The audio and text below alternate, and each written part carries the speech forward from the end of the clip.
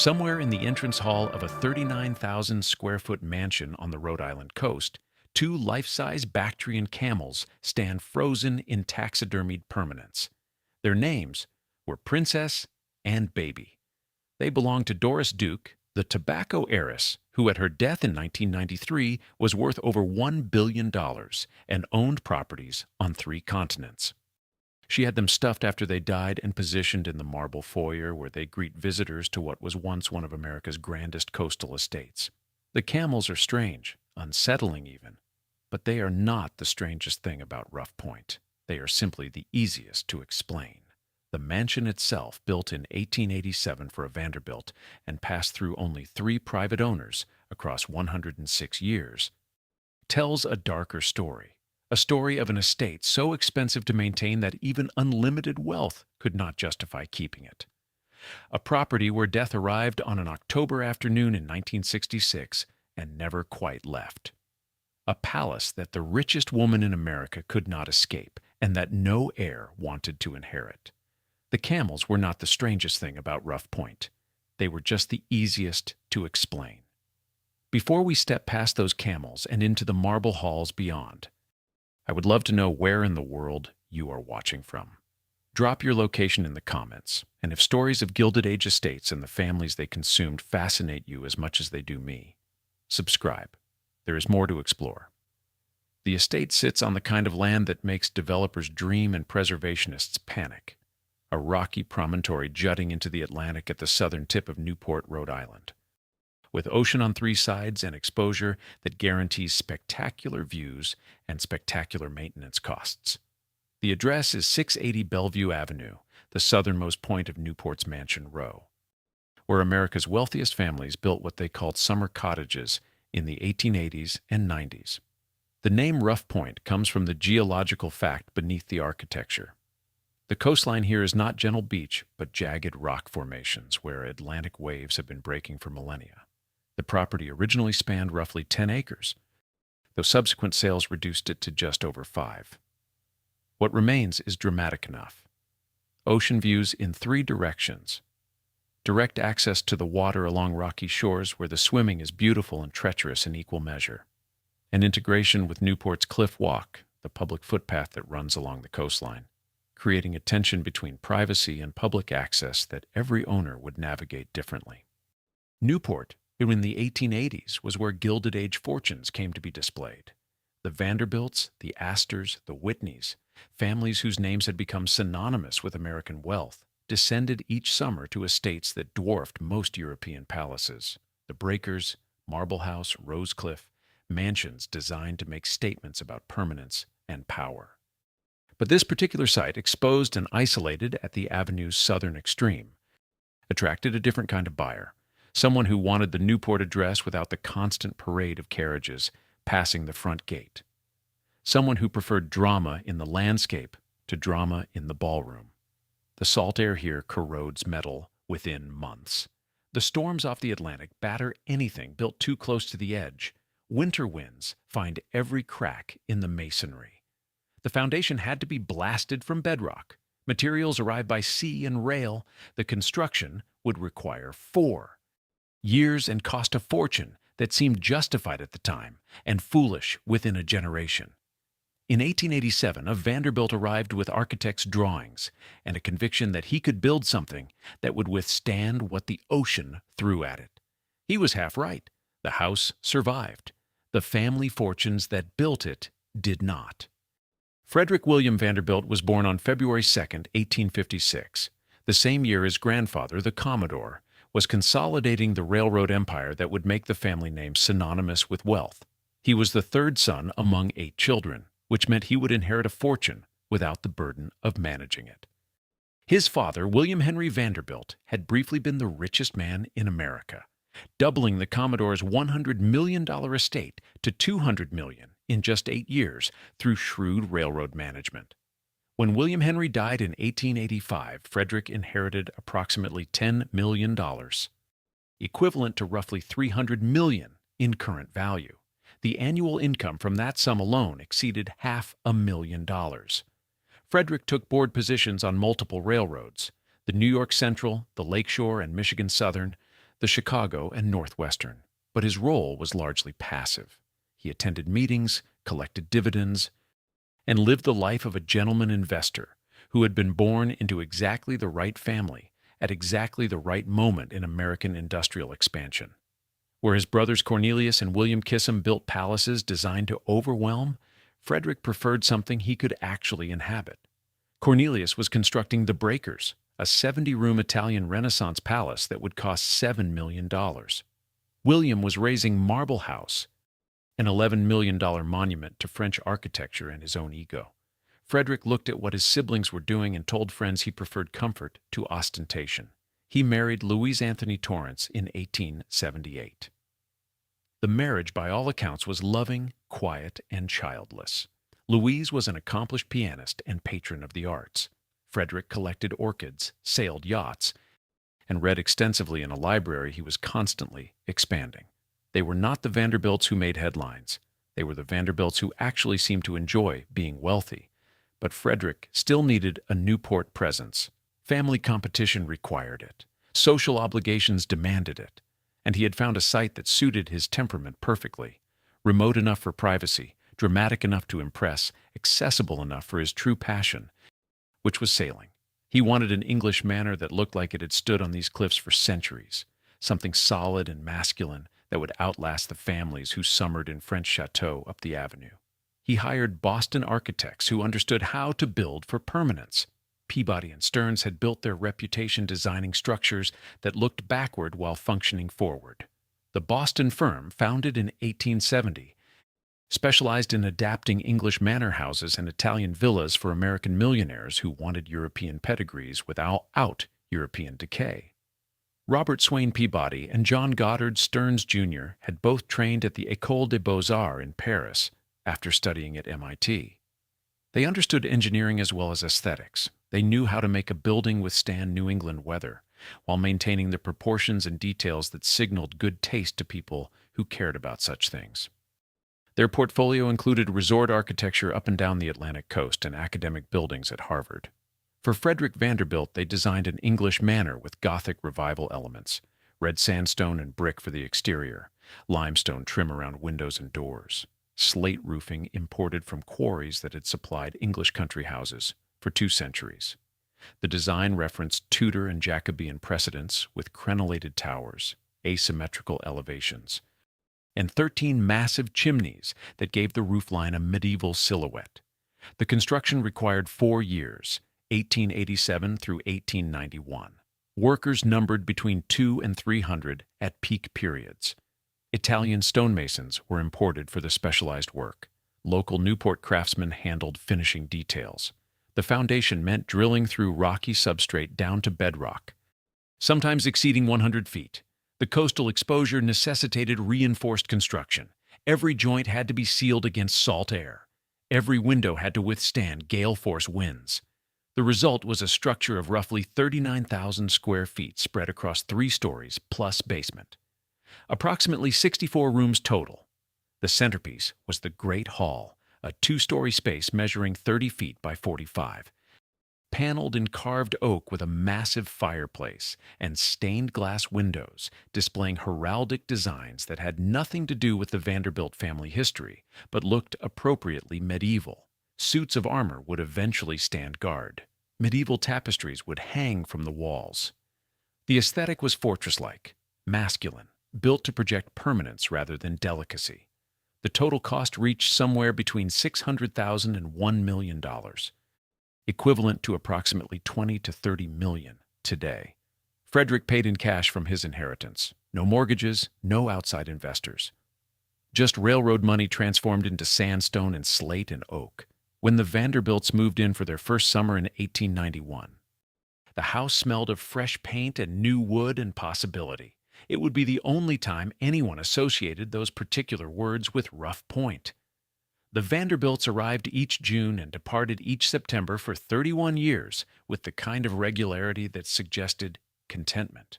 Frederick sailed his yacht in the mornings, read in his library in the afternoons, and hosted small dinner parties where conversation stayed safely within bounds. This was not the Newport of newspaper coverage and scandalous behavior. The Vanderbilts at Rough Point lived quietly. The daily routine followed patterns that wealthy families had established over generations. Breakfast at 8, yachting by 10 if weather permitted. Lunch at 1, rest during the afternoon heat. Dinner at 7, with guests perhaps twice a week.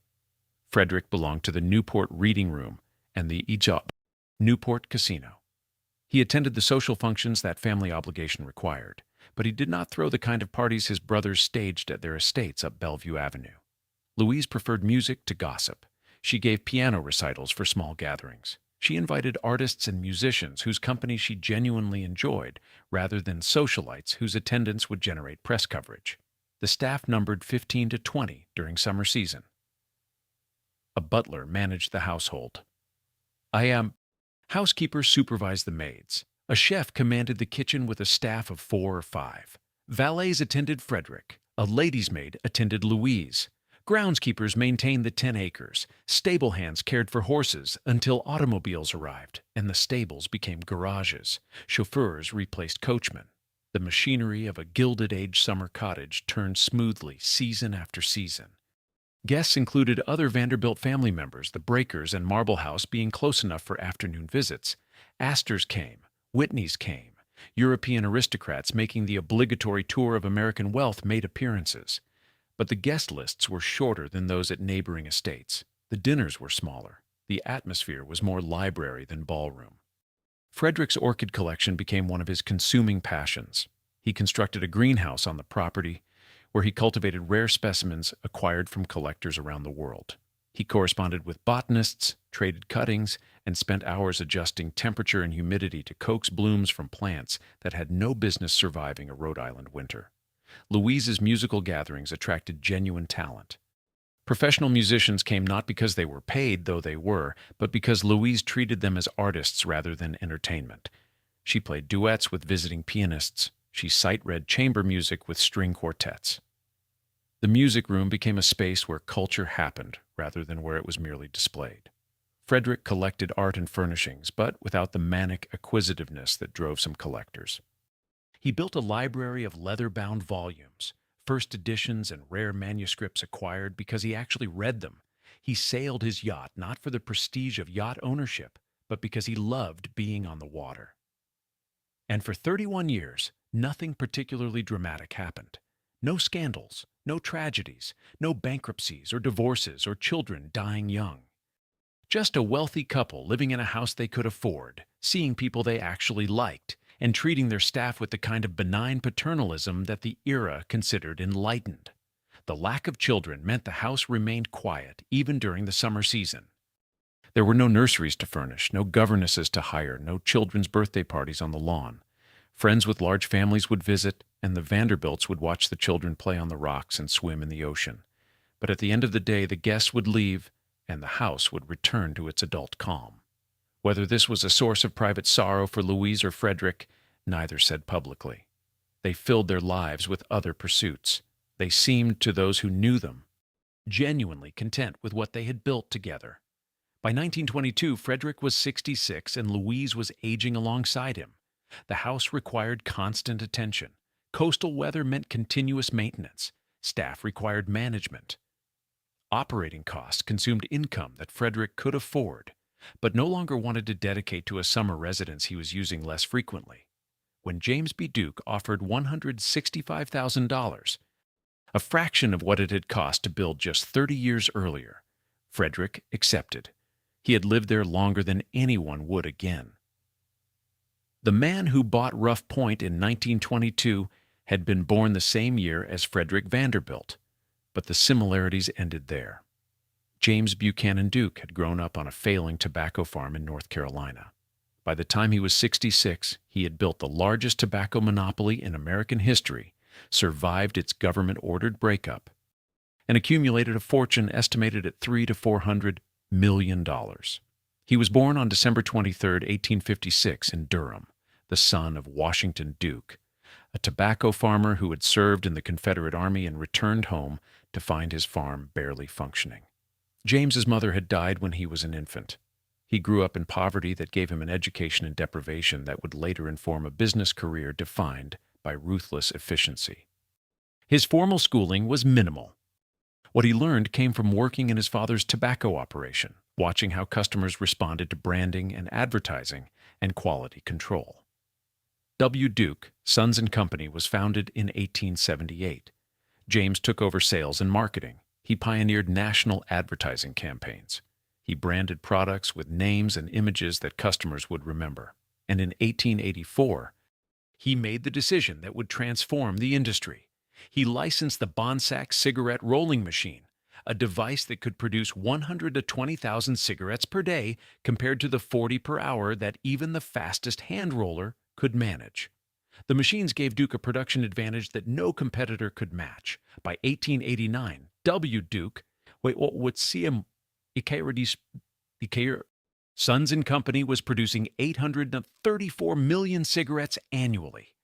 Duke understood what industrialization meant. Volume reduced unit costs. Market share created pricing power. Control of supply chains eliminated middlemen. In 1890, he orchestrated the merger of 5 major tobacco companies into the American Tobacco Company, creating a near monopoly that controlled 90% of United States cigarette production. Duke became president. Annual revenues exceeded $25 million by 1900. The company owned farms, factories, distribution networks, retail relationships. It was the kind of vertical integration that would later inspire antitrust legislation, specifically designed to break it apart. In 1911, the Supreme Court ordered the breakup under the Sherman Antitrust Act. American Tobacco was split into R.J. Reynolds, Liggett and Myers, Lorillard, and a smaller American Tobacco. Duke retained large stakes in all the successor companies. His personal fortune, far from being destroyed by the breakup, actually increased as the separate entities flourished independently. At the same time, Duke had been investing tobacco profits into hydroelectric power development in North and South Carolina. The Southern Power Company, founded in 1905, built a series of dams and generating stations that revolutionized industrial development across the region. The company would eventually become Duke Energy. A Fortune 500 corporation, James Duke by the 1920s controlled wealth on a scale that made even Vanderbilt fortunes look modest. But he still wanted what Vanderbilt had. He wanted social legitimacy. He wanted Northern society to accept Southern tobacco money. He wanted a Newport address. Duke had married twice. His first marriage to Lillian Fletcher McCready lasted from 1904 to 1906 and ended in divorce. His second marriage in 1907 to Nanaline Holt Inman, a widow 22 years his junior, produced a daughter.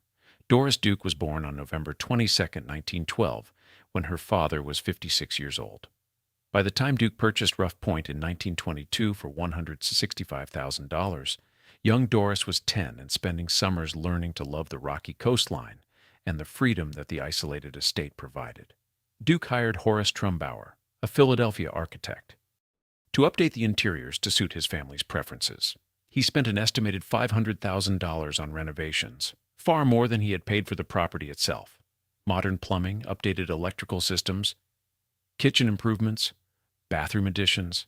The exterior remained largely untouched. Duke understood that what he had purchased was legitimacy in the form of an address and an architectural pedigree. What he needed to change was the interior functionality to match how a modern wealthy family actually lived. When James Duke died on October 10, 1925, he left Rough Point to his widow and his 12-year-old daughter. The estate passed to Nanaline, but everyone understood it would eventually belong to Doris. What no one understood was that the girl who had spent her happiest summers running across those oceanfront lawns would one day become its prisoner. Doris Duke arrived in the world on November 22, 1912, with a fortune already waiting.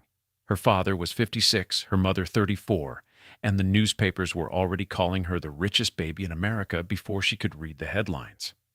When James Duke died in October of 1925, Doris was 12 years old. She inherited between $50 and $80 million held in trust. By the time she came of age at 21 in 1933, investment returns had grown the fortune to approximately $100 million. She was one of the wealthiest women on the planet. She was also one of the most isolated. Her childhood was spent moving between estates, tutored rather than schooled, supervised by nurses and governesses, raised by a mother who was controlling and emotionally distant. Nanoline Duke had married for security and found herself wealthy beyond imagination, but perpetually anxious about maintaining position in a society that looked down on tobacco money. She raised Doris with rigid rules about deportment, appearance, and the proper behavior expected of someone with the Duke name. Affection was rare. Approval was conditional. The message Doris absorbed from earliest childhood was that she was valuable not for who she was, but for what she represented: the fortune, the family name, the social position that wealth could buy, but never quite secure. Doris had few friends her own age. The other children she encountered were either intimidated by her wealth or pushed toward her by ambitious parents who saw opportunity in a playdate. She learned early to distrust motives. Was someone kind because they liked her, or because they wanted access to her money? The question would haunt her for the rest of her life. She later told biographers that Rough Point was the only place she ever felt free, precisely because its isolation from the main Newport social circuit meant she could swim and explore and exist without constant observation. The rocky coastline became her refuge. She learned to navigate the tide pools, to time the waves, to find the places where the ocean was gentle enough for swimming. The estate's isolation, which had appealed to Frederick Vanderbilt's desire for privacy, gave young Doris something she found nowhere else: space to be a child rather than an heiress. Physically, Doris grew to 6 feet tall, unusually tall for a woman of her generation. She was athletic, a strong swimmer, later a championship-level surfer in Hawaii. She was not conventionally beautiful, but striking, with features that photographs captured better than descriptions. Dark hair, strong features, a presence that commanded attention whether she wanted it or not. She spoke multiple languages: French, Arabic, Hawaiian. She played jazz piano well enough to sit in with professional musicians, losing herself in improvisation the way other people lost themselves in conversation. She traveled to over 100 countries, collecting art and textiles and experiences with the same intensity. Every trip became a search for something she could never quite name. She was passionate about Islamic art, drawn to the geometric patterns and the cultural traditions that felt distant from her own fractured childhood. She championed horticulture, historic preservation, animal welfare. She adopted causes and abandoned them. She threw money at problems and created new ones. She was generous to strangers who showed her kindness, sometimes impulsively giving thousands of dollars to people who had done nothing more than treat her like a human being. And she was ruthless to staff who crossed invisible lines she never bothered to explain. She was, in other words, a human being damaged by wealth and trying to find connection in a world where everyone wanted something from her. She married for the first time in 1935. James H.R. Cromwell was 16 years older than Doris, the son of a wealthy Philadelphia family, an aspiring politician who would later serve as United States Minister to Canada. Friends warned Doris that Cromwell was more interested in her bank account than her company. She married him anyway, perhaps hoping that her friends were wrong, perhaps believing that she could buy the devotion she craved if she just found the right price.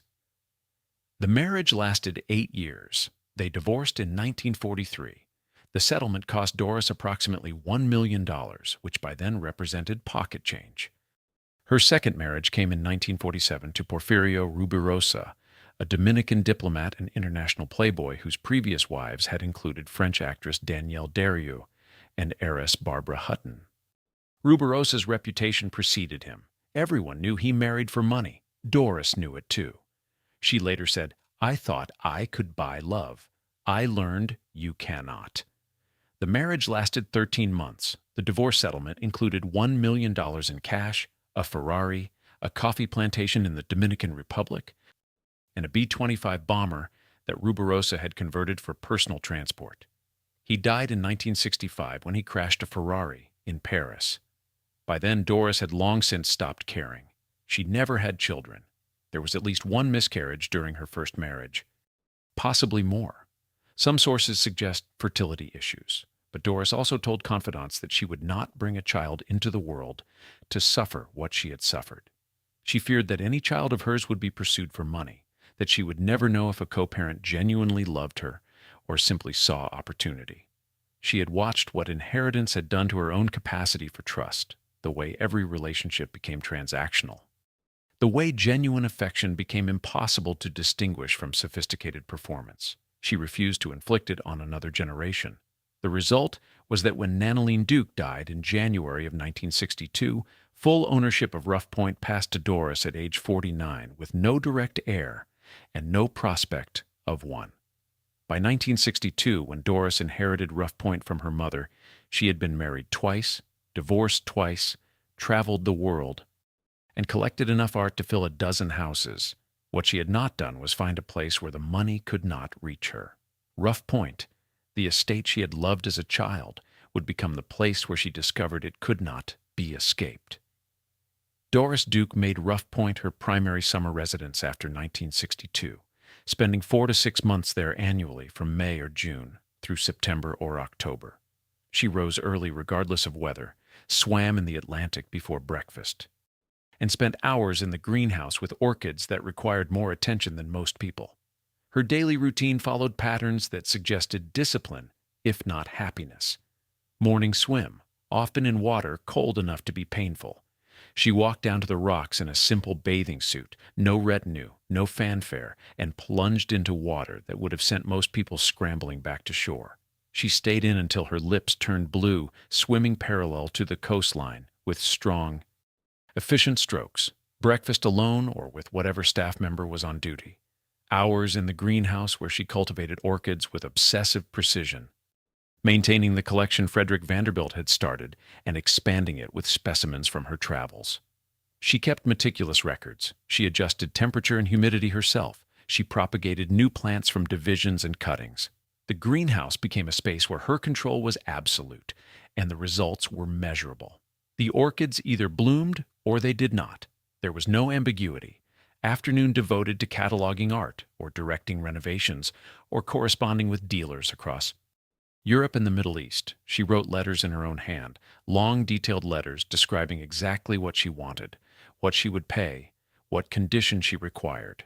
She negotiated. She researched provenance. She studied auction catalogs with the intensity of a scholar preparing a dissertation. Evening piano practice in the music room, playing jazz standards until her fingers tired. She played alone, usually, though occasionally she would invite professional musicians to join her. Those sessions were among the few times staff reported seeing her genuinely happy. The music created a space where perfection was not required, where improvisation was celebrated, where mistakes were part of the process rather than failures to be punished. The staff numbered 12 to 15 household employees during summer residence. A butler managed operations, a housekeeper supervised maids. A chef ran the kitchen. Security personnel maintained 24-hour watch, their presence increasing over the years as Doris's paranoia deepened. Groundskeepers, 6 to 8 of them, maintained gardens that few people beyond the staff ever saw. The formal gardens required constant attention. The lawn had to be kept immaculate. The hedges had to be trimmed to precise specifications. Doris would notice if a border was overgrown or if the roses were not dead-headed promptly. She walked the grounds most afternoons, inspecting, evaluating, finding fault, or offering rare praise. Doris's relationship with her employees followed patterns that those who worked for her learned to navigate carefully. She could be extraordinarily generous, handing out bonuses worth thousands of dollars when pleased, paying medical bills for staff families, remembering birthdays and anniversaries with gifts that demonstrated she had been paying attention. But she could also be arbitrary and cruel. Staff members were fired for minor infractions, or sometimes for no apparent reason beyond having been present when Doris was in a mood. Turnover was high, except among a very loyal few who learned to read her signals and stay out of range when storms approached. She paid well above market rates, but expected absolute loyalty, discretion, and availability at any hour. Several former employees later told journalists that working for Doris Duke was like working for royalty, if royalty had the temperament of a volcano and the resources to make your life impossible if you crossed them. The collections expanded continuously. Doris had been acquiring art since her 20s. By the 1960s, Rough Point had become a museum-quality showcase crammed into a private residence. Portraits by Sir Joshua Reynolds and Thomas Gainsborough hung in the drawing rooms. A Renoir painting, portrait of Mademoiselle Marie-Thérèse Durand-Ruel from 1882, occupied a place of honor in the Yellow Room. Dutch and Flemish old masters lined the walls of the dining room. French furniture from the 18th century. Louis XV and Louis XVI pieces acquired from dealers who understood Doris would pay premium prices for documented provenance. Ming and Qing dynasty porcelains filled display cases. Turkish and Persian carpets layered over parquet floors until some rooms had 3 carpets deep. Medieval tapestries softened stone walls. Chinese jade, rock crystal. Objects d'art accumulated on every horizontal surface, until the house began to feel less like a residence and more like a warehouse where beautiful things went to be forgotten. The collections were not random. Doris had specific interests and pursued them with intensity. The Islamic art collection represented decades of study and acquisition. She had traveled extensively through the Middle East and North Africa, studying architecture, textiles, ceramics. She understood what she was buying in ways that many collectors did not. The pieces meant something to her beyond their monetary value. They connected her to cultures and traditions that felt authentic in ways her own upbringing had not.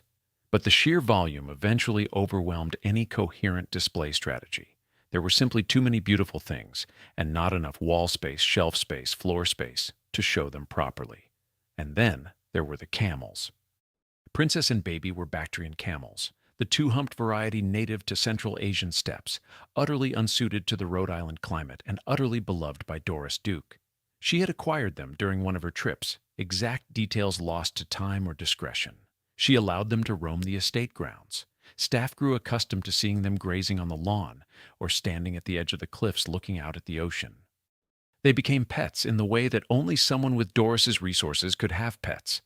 When they died, Doris had them taxidermied by specialists and positioned in the entrance hall where they would greet visitors for decades. Staff found this deeply strange. The few visitors Doris allowed into the house found it unsettling. Doris found it comforting, which was all that mattered. Social isolation by the 1960s had become nearly total. Doris rarely entertained. Newport society, which had never fully accepted the Duke family's tobacco money, shunned her eccentricities. She preferred the company of staff musicians she invited to play piano with her, and scholars studying Islamic art who could discuss her collections with knowledge rather than flattery. Friends from earlier decades found it increasingly difficult to reach her. Phone calls went unreturned. Letters received delayed responses, if any. The estate operated like a museum with no visiting hours, a palace with no court, a fortress where the occupant had locked herself inside and could not remember why she had wanted walls in the first place. In 1960, Doris had hired an interior designer named Eduardo Tirella to help organize the collections that were beginning to overflow every available surface. He was 30 years old when they met, charming, talented, an aspiring filmmaker who had worked as a set designer on Hollywood productions. He designed the sets for The Sandpiper in 1965, the Elizabeth Taylor film that became one of that year's commercial successes. He and Doris developed a close working relationship. He was one of the few people who could make her laugh, who treated her like a person rather than a fortune with a pulse. By October of 1966, those same friends would say he was trying to leave, that he had grown tired of the isolation, the demands. The way Rough Point felt less like a showplace and more like a cage. On the afternoon of October 7, 1966, Doris Duke and Eduardo Tirella returned to Rough Point from a shopping trip in Newport. Tirella was driving Duke's Dodge Polara station wagon. They had worked together for 6 years. He had less than an hour to live. The events that followed have been disputed for nearly 60 years. What is known comes primarily from Duke's account to police, physical evidence at the scene, and the testimony of people who were not present but heard versions secondhand. Tirella was driving. They arrived at the estate gates at the end of the driveway where it met Bellevue Avenue. The gates were heavy wrought iron, ornate, designed to impress and to keep people out. The electric gate opener, according to Duke, was broken. Tirella exited the car to open the gates manually, a process that required swinging them inward toward the property. Duke, according to her later statement, slid across the bench seat from passenger side to driver position to move the car through the gates once Tirella had opened them. She claims her foot slipped from the brake pedal to the accelerator. The car surged forward. It struck Tirella, pinning him against the gates with enough force that the gates gave way. The car, still accelerating, dragged Tirella through the gateway and into Bellevue Avenue. It crossed the street. It struck a tree on the opposite side. Doris emerged from the vehicle and ran back to where Eduardo Tirella lay in the road. He was rushed to Newport Hospital. He died shortly after arrival from massive internal injuries. He was 36 years old. Newport police arrived within minutes. They measured the scene. They photographed the damage. They interviewed Doris Duke for 75 minutes at the police station. They released her the same day. No charges were filed. The police chief described it as an unfortunate accident. The case was closed within 48 hours. No coroner's inquest was held. An autopsy confirmed cause of death as massive trauma to the chest and internal organs. Toxicology screens on both Duke and Tirella came back negative for drugs and alcohol. The physical evidence told a story that some found difficult to reconcile with Duke's account. There were no skid marks on the driveway before the point of impact, suggesting Duke had not attempted to brake. The damage to the front of the vehicle was significant, consistent with high-speed impact. The gates, while ornamental, were substantial enough that breaking through them would have required considerable force. Some witnesses later claimed the gates had already been open when the car struck Tirella, though police records do not support this. Suspicions emerged almost immediately, fed by several factors. First, the investigation closed with remarkable speed. 48 hours from death to case closure suggested either exceptional efficiency or exceptional influence. Second, Tirella's friends told reporters that Eduardo had been planning to quit working for Duke and move to Los Angeles to pursue his film career. Some claimed he had told Doris of his intention, and that she had reacted badly. Third, those same friends suggested that Duke had been obsessively possessive of Tirella, that there may have been romantic feelings on her part that were not reciprocated. Tirella's sister would later state publicly that Doris Duke was in love with Eduardo and could not accept his departure. Fourth, Duke's behavior during and after the police interview struck some observers as unnaturally composed for someone who had just accidentally killed a close associate. And fifth, Duke's wealth and social position in Newport made many people suspect that the investigation had been influenced by factors that had nothing to do with evidence. Duke paid a settlement to Tirella's family reported to be between $75,000 and $200,000, depending on the source. The terms were confidential. Tirella's mother reportedly told friends that that woman murdered my son. The family did not pursue criminal charges or file civil suits beyond the settlement. Duke never publicly discussed the incident. She never expressed remorse in any forum that left a record. She never sued anyone for libel when books and articles in subsequent decades suggested the death was not accidental. She simply returned to Rough Point and continued living there as if nothing had happened, except that everything had changed. The gates were repaired. The driveway was cleaned. Eduardo Tirella was buried in California, and Doris Duke remained at Rough Point. She would live there for 27 more summers. She would never discuss what happened that afternoon, and she would never again invite anyone close enough to want to leave. After October of 1966, the social isolation that had been Doris Duke's preference became something closer to imprisonment. The gates were reinforced, a bitter irony given what had just happened there. Security guards multiplied from a small presence to a 24-hour armed detail. The windows that overlooked Bellevue Avenue were kept shuttered even on the brightest summer days. Staff who had previously been allowed throughout the house found their access restricted to specific areas. Doris spent more time alone in rooms filled with objects and less time with people who might have provided the connection she claimed to want, but consistently destroyed when offered. The art collecting continued, but with less organization. Dealers still arrived with offerings. Duke still purchased pieces that caught her attention. Islamic art became her primary focus, textiles and ceramics and manuscripts that she accumulated with the same intensity she brought to everything else. But many acquisitions never made it past their shipping crates. They were delivered, signed for, moved into storage rooms, and forgotten. The house had long since exceeded its capacity to display what it contained. Every surface held something valuable. Every wall bore something rare. And yet, the cumulative effect was not of a curated collection, but of an accumulation that had escaped curatorial control. By the 1980s, Rough Point felt like a time capsule. The furnishings dated primarily to the 1950s and 60s. Duke made few updates. The aesthetic froze at some point during her middle age and remained there as she moved into her 70s. The staff maintained the property with the same meticulous attention that Vanderbilt's employees had brought a century earlier.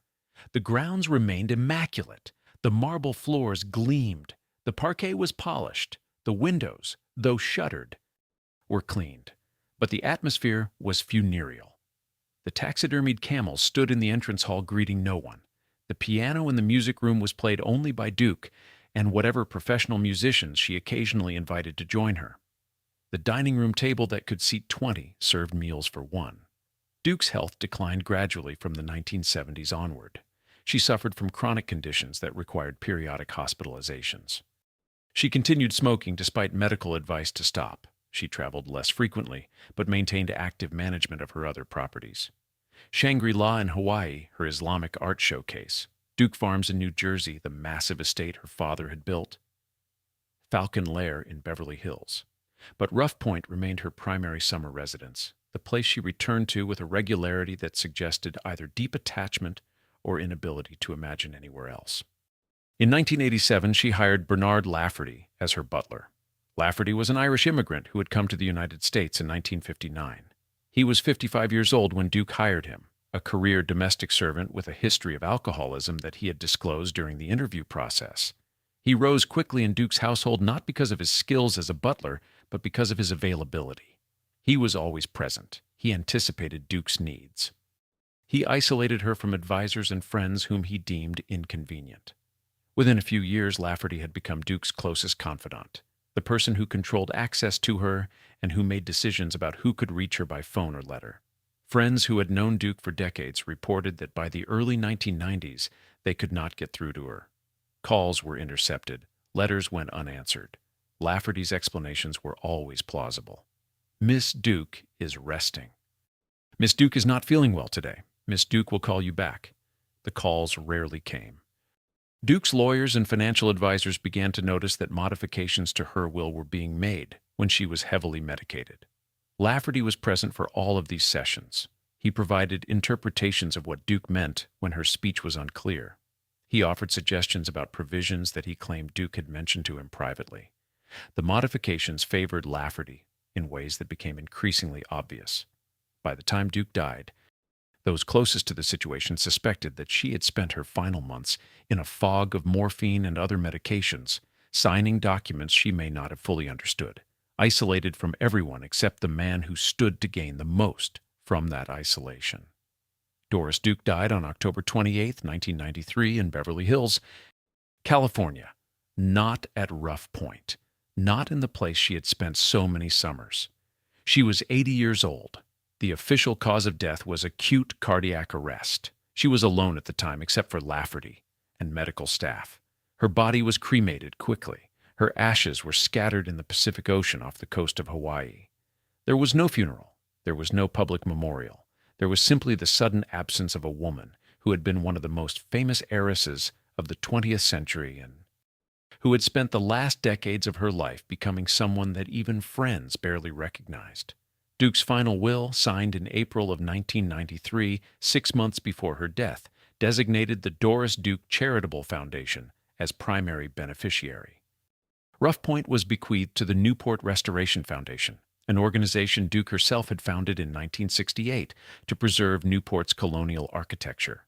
Shangri-La went to a foundation dedicated to the study and preservation of Islamic art, and Bernard Lafferty was named executor with an annual salary of $500,000 for life, plus a bequest of $5 million.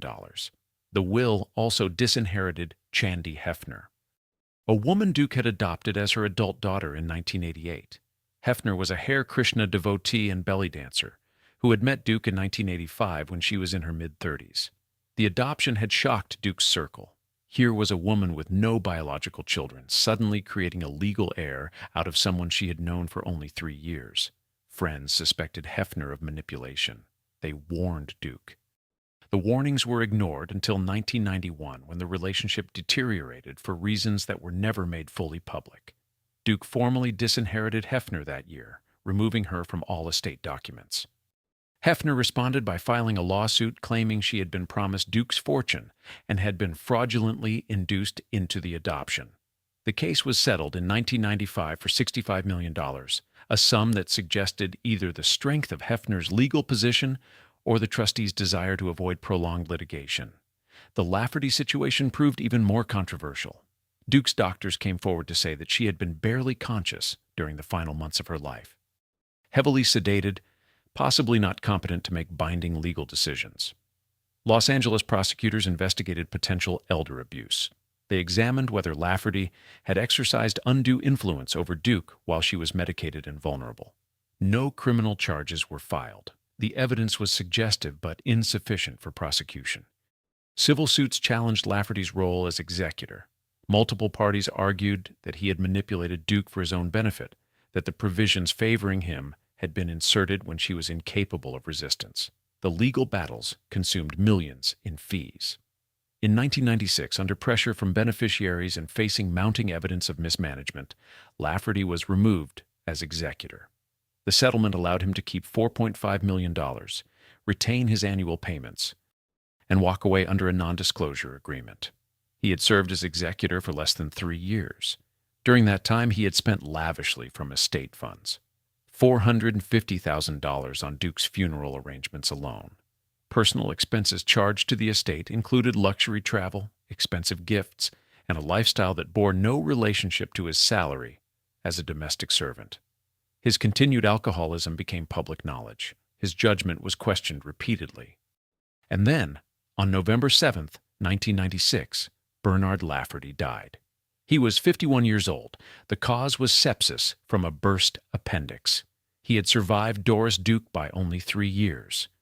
Some of Duke's friends found the timing suspicious, though no evidence of foul play was ever discovered, and no investigation was launched. By 2000, the legal battles had settled into settlements, and the lawyers had moved on to other fortunes. Rough Point, which had passed through only 3 private owners in 106 years, belonged to no one and to everyone. The Newport Restoration Foundation began the work of transforming a private palace into a public museum, preserving it exactly as Doris Duke had left it, camels and all.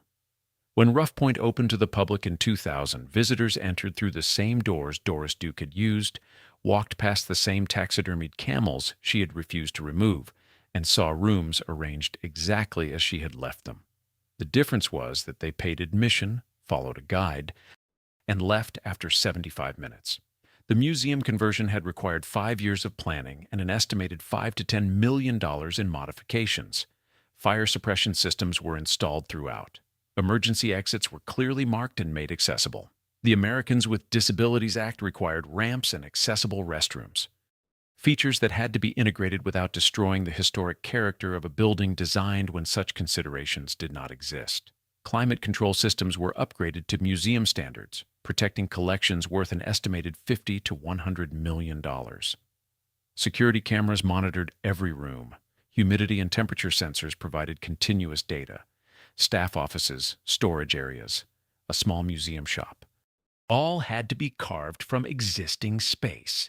The preservation philosophy was simple: change as little as possible, preserve as Duke left it. The result is a museum that feels less like a historical recreation and more like a snapshot of one woman's final years. The camels remain in the entrance hall because that is where Duke placed them. The French furniture crowds the drawing rooms because Duke arranged it that way. The Turkish carpets layer 3 deep in some spaces because Duke liked the effect. Even the clutter, the sense that too many valuable things occupy too little space, is historically accurate. This is how Doris Duke lived. This is what unlimited wealth and unlimited acquisition produced. The house is not shown at its imagined best. It is shown as it was. The museum operates seasonally, opening in late April or early May and closing in October or November, when heating costs and reduced tourism make winter operation impractical. Guided tours are the only option. Groups are limited to 12 to 15 visitors, a restriction necessary both to protect the collections and to maintain the intimate atmosphere that distinguishes Rough Point from larger Newport mansions. Tours last 60 to 75 minutes. They cover the entrance hall with its camels, the great hall with its medieval armor and carved oak, the music room where Duke played piano, the dining room set with china and silver beneath a Reynolds portrait, the yellow room with its Renoir painting and French furniture, and select bedrooms where Duke slept and guests she rarely invited might have stayed. The basement level includes the kitchen and service areas, offering a glimpse into how the household functioned when 15 staff members kept it running. Visitors see Duke's personal spaces frozen in time. Her bedroom remains as she left it, with toiletries on the vanity and clothing still hanging in closets. The music room contains the piano she played, sheet music stacked on the bench as if she might return at any moment to practice. The greenhouse, though no longer climate-controlled to the precise specifications Duke maintained, still houses remnants of the orchid collection. Tour guides point out details that reveal Duke's personality. The way she arranged furniture to maximize ocean views, the placement of specific art pieces in relationship to natural light, the reading chair positioned by a window where she would sit with books from the library. These intimate details transform the house from a museum into something more personal, a space where the presence of its most famous occupant still lingers. The collections themselves are extraordinary. The Reynolds portrait of Lady Caroline Howard in the dining room is museum quality. The Renoir in the yellow room would be a centerpiece in any major museum. The Ming porcelains in the display cases represent some of the finest examples of the form outside of China. The Turkish carpets are museum pieces in their own right. But what makes Rough Point unique is that these treasures are not presented in isolation, behind velvet ropes and glass cases. They are in the rooms where Duke lived with them. The Renoir hangs where she chose to hang it. The carpets cover the floors she walked on daily. The effect is more powerful than any traditional museum installation, because it reveals something about the woman who assembled the collection. Duke did not collect art to impress others. She collected it to surround herself with beauty. Whether that beauty brought her any peace is a question the house cannot answer.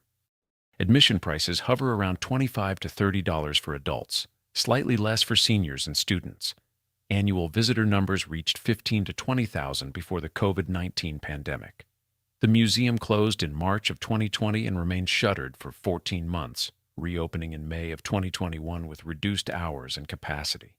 The financial impact was severe. Revenue from admissions disappeared, while fixed costs for utilities, security, and core staff continued. The estimated loss exceeded $500,000. The museum survived through emergency fundraising, grants from the Doris Duke Charitable Foundation, and federal pandemic relief programs. Visitor numbers as of 2024 have rebuilt to approximately 12,000 to 18,000 annually. The financial reality is that operating Rough Point costs between $1.5 and $2 million per year. Revenue from admissions, memberships, special events, and the museum shop provides perhaps $500,000 to $700,000. The endowment Duke established provides another $300,000 to $600,000, depending on investment returns. Grants from the Doris Duke Charitable Foundation and other sources make up the difference, but the math is unforgiving. A 137-year-old building on an exposed coastal site requires constant maintenance. The deferred maintenance backlog is estimated at $2 to $5 million. Windows need restoration. Roofing requires periodic replacement.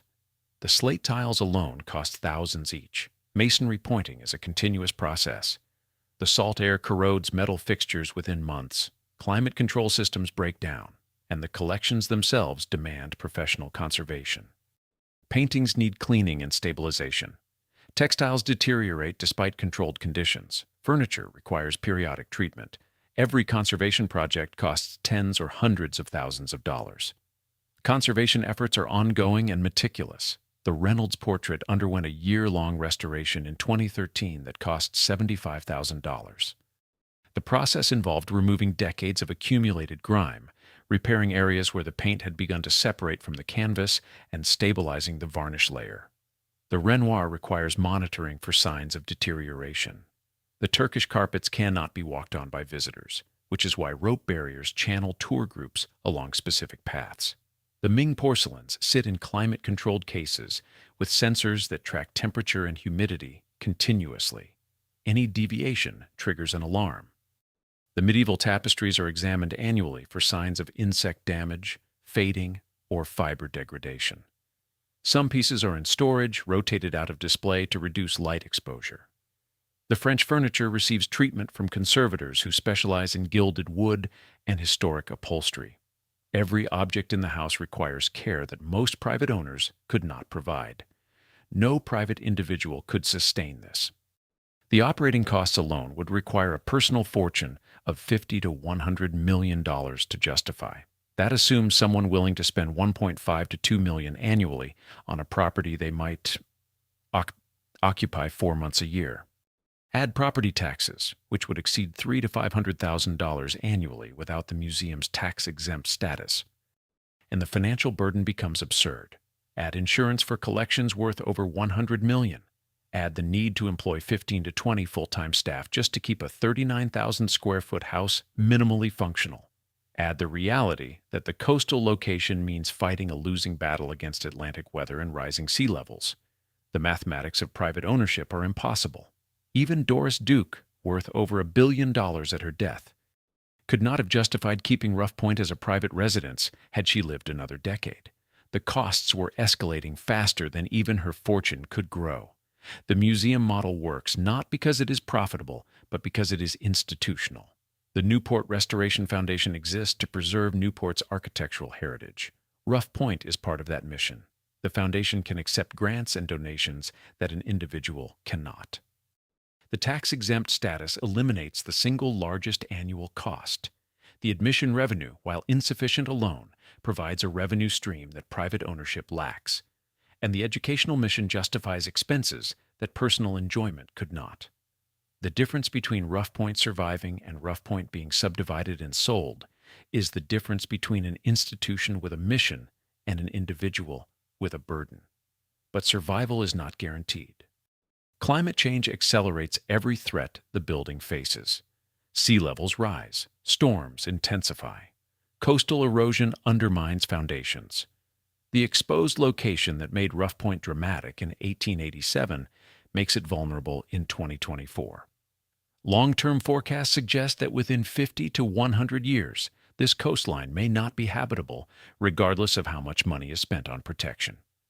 The Foundation has begun studying adaptation strategies, but the physics are unforgiving, and financial sustainability remains uncertain. The endowment Duke provided, while generous, does not generate sufficient income to cover operating costs without supplemental fundraising. Economic downturns reduce donation revenue, market crashes reduce endowment values. A prolonged recession could force difficult decisions about reduced hours, deferred maintenance, or even closure.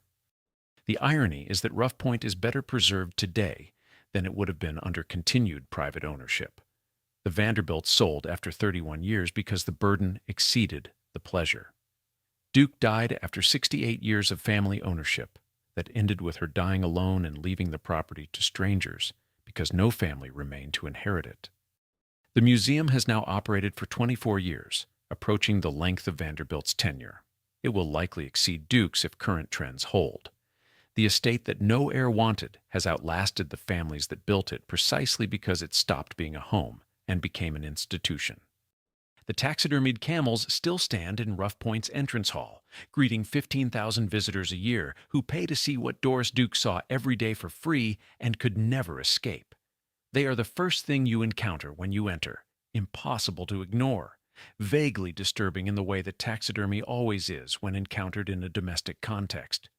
Tour guides explain that Princess and Baby were Duke's beloved pets, that she allowed them to roam the grounds, that she mourned them when they died and preserved them because she could not bear to let them go.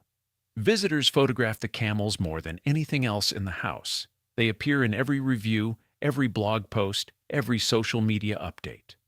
They have become the symbol of the estate, which is fitting. Duke chose them.